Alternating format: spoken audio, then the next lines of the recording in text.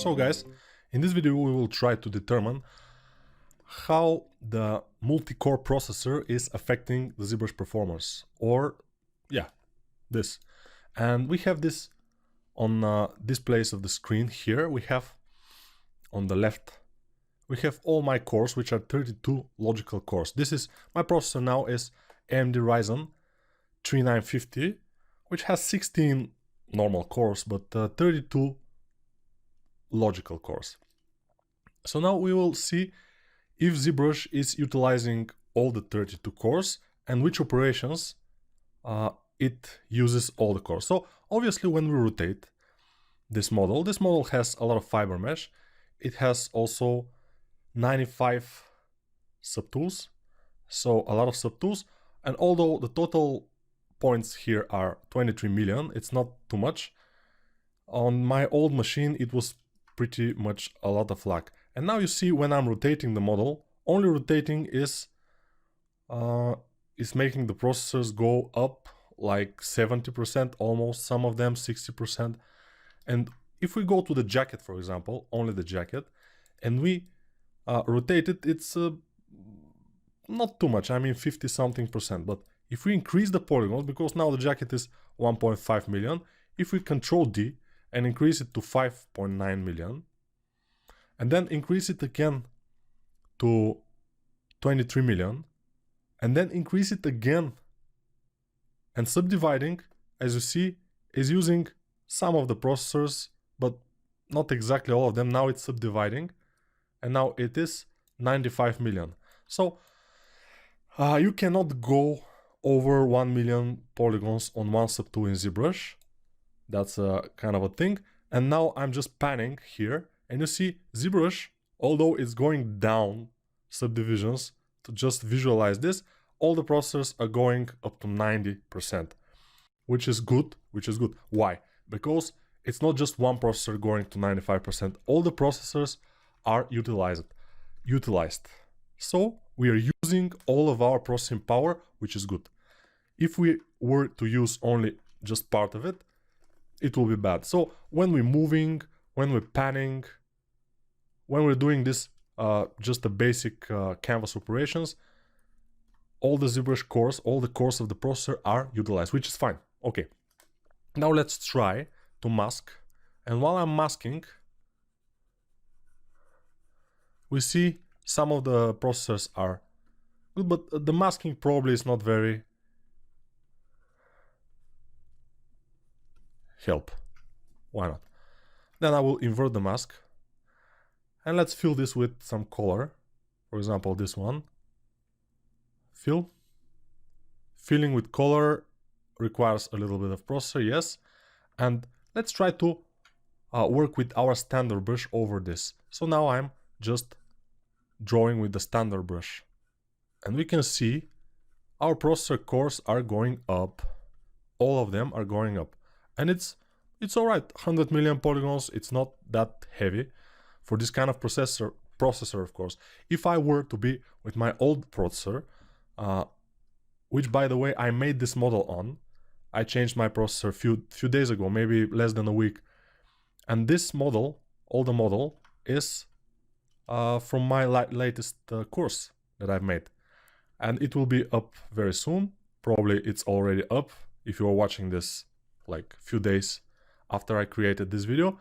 And yeah, you see this model I created in my old machine, which was i5 4 cores, and it was pretty laggy at this point. I mean, at this point with the jacket only 1.5 million polygons, and all the model like 28, it was lagging when I rotate, and now it's working just amazingly, even though the jacket is 95 million polygons, the jacket. And I've tested Zbrush. Let's try, for example, make something else, just a lot of polygons. For example, the gloves. The gloves, they are 500,000. Let's Control D, Control D, and Control D, and Control D. And we cannot do it anymore because, you know, it's 32 million polygons now. And if we subdivide it one more time, it will be over 100 million. And Zbrush said, no, thank you. So it's cool. And now we see It's pretty nice. So let's try, just try now, something else. So we've seen the brushes are working. Let's try the move brush on 100 million polygons. It's a little bit laggy though. It's not exactly without hiccups, because now we have like 150 million polygons, the whole mesh, which is a lot. So let's try only this, just to move here. It's not, yeah, it's lagging. It's lagging a lot. And it's not using all the cores. It's using all the cores, but very little. So yeah, it's not utilizing this brush. It's not utilizing all the cores. It's not utilizing even one core at 100%, which is strange, and it's lagging a lot. So now, yeah, it's good. Now I will try something very dangerous. Don't try this at home. I will try at this subdivision to zero mesh this. Just at the regular settings, target poly count, let's increase it like 5, and press zero mesh and see what happens. And now we see it's zero meshing. Hopefully it's zero meshing now. Yes, Zbrush is totally frozen. It's zero meshing, and the cores are not utilized at 100%. Only 2 cores I see. One core is almost at 100, and the other cores are a little bit. So zero mesher is unfortunately an operation that is not utilizing all the cores. You have to have that in mind. But basically what I experienced after I changed my computer is that my Zbrush experience just went into the roof. I was able to subdivide a lot. I was able to move my objects with ease. Before that it was pretty difficult. Everything was laggy. When I got to a point like this, for example, like a lot of sub tools, and yeah, not so many polygons, but we have fiber mesh, we have a lot of sub tools, and Zbrush is kind of starting to lag. So since we know now that it doesn't utilize all the cores, we can escape, or at least try to abort. Okay, we aborted it successfully. Yes, successfully, which is nice, and rotating it again requires a lot of power. Let's try something else. Dynamesh. Why not? Let's Dynamesh it. No. Dynameshing, closing holes. And now you see only one core is almost at 100, and not all the time. Yeah, it's 93%, the core 9. And it's, yeah, so Dynamesh, again, unfortunately, is not utilizing all the cores. And that's not good, because sometimes Dynamesh is very heavy. I'm Control Z now. And let's try with Control Z, by the way. So we have a lot of things here. Let's Control Z and just remove them and see what's happening when we Control Z a lot. And now Zbrush is utilizing most of the cores. Let's Control Z again. I'm Control Z a few times and just don't move a mouse, and see, it's kind of using all the cores, but very, very subtle. It's strange. So Control Z is not exactly the best operation here that we have. But the thing is, when I was using my old machine, I was rendering this model at a pretty big resolution. I mean, not so big, 3000 to 2000, something like this. And it was taking one render like 2.5 minutes at least. And now one render is less than 40 seconds, I think. So a few times faster is my new machine, which is fine. Let's Control Z a couple more times. And Control Z on this level of detail, on this like almost 100 million polygons on one mesh, is slow. Pretty slow even on this computer. I will do it again, because it's not using all the cores. You see, it's using 1 or 2 cores a little bit more. Like I'm seeing core 8 and core 9 going to above 90% sometimes.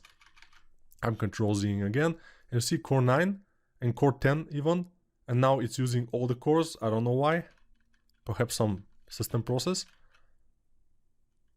but whatever. Yeah, so I will Control Z a few more times and we'll see what happens next. So basically Zbrush will benefit a lot from multi-core processor, but mostly when you are panning, zooming, rotating your model, which is great. When you're using zero mesh, when you're using Dynamesh, it will not be the biggest difference.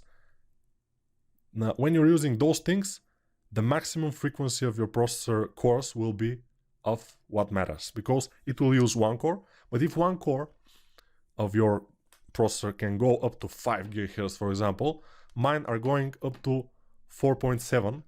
I have not overclocked, I have not doing anything like this, because overclocking this kind of processor is not good in my opinion, because I will overclock it to 4.4, for example, and then it will stay, all the cores will stay at 4.4, which means that it will not be good. Let's Control Z again a few times. It will not be good because it will never go above that. And now with this turbo frequency, they are staying at about, let me see, where's this window? All right, so they are staying at, these are the degrees.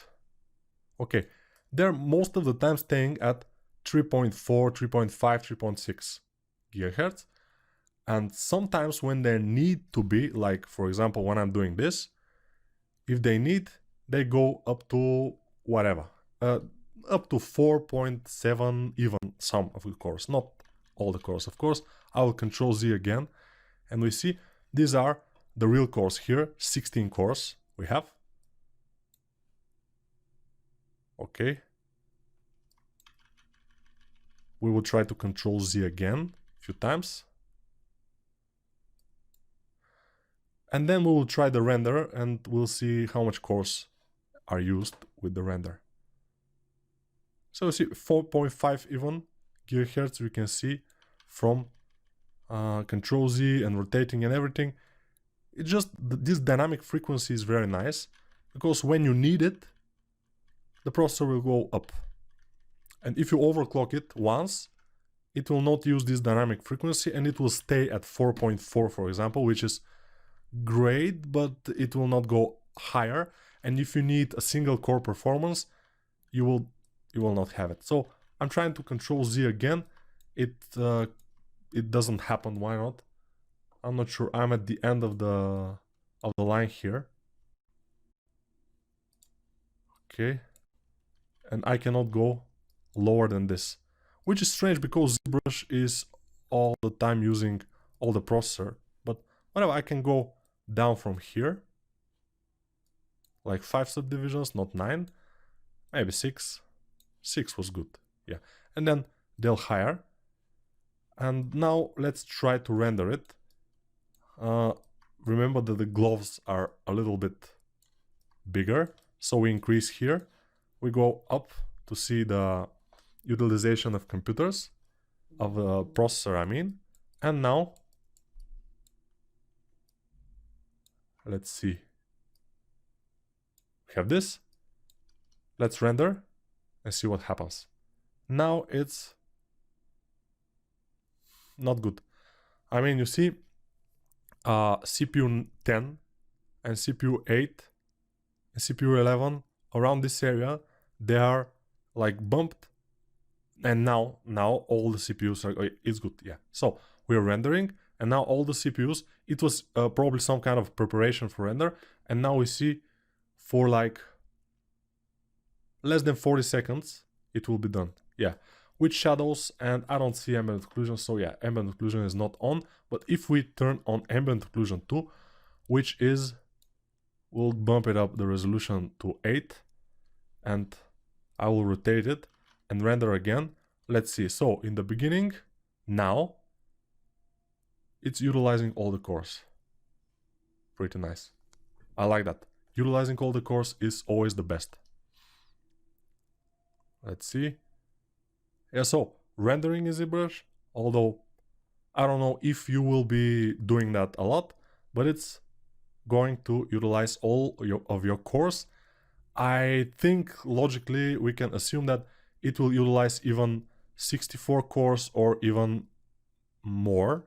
Like the best Threadripper I think has 128 logical cores and 64 normal cores, which is kind of a lot. But yeah, so scroll, let's see.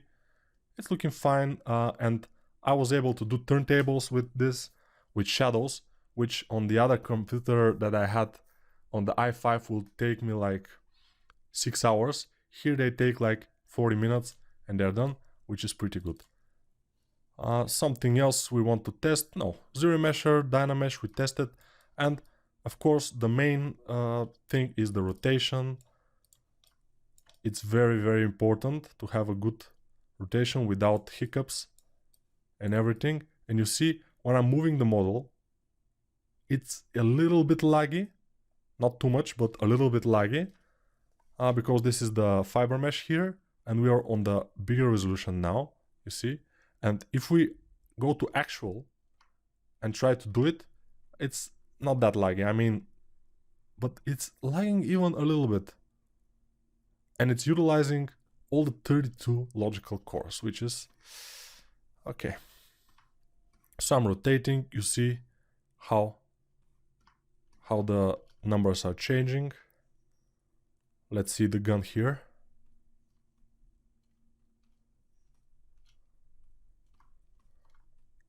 All right. I just want to see the gun. Yeah, this gun for like 3 hours maybe in Zbrush. Yeah, a lot of time, but still with a sheet and everything, sheet or whatever, it's fine. So that's it about this. That's what I wanted to say, and that's what I wanted to see also, because I haven't tested all of these things. I thought that ZeroMesher and Dynamesh would use all the cores.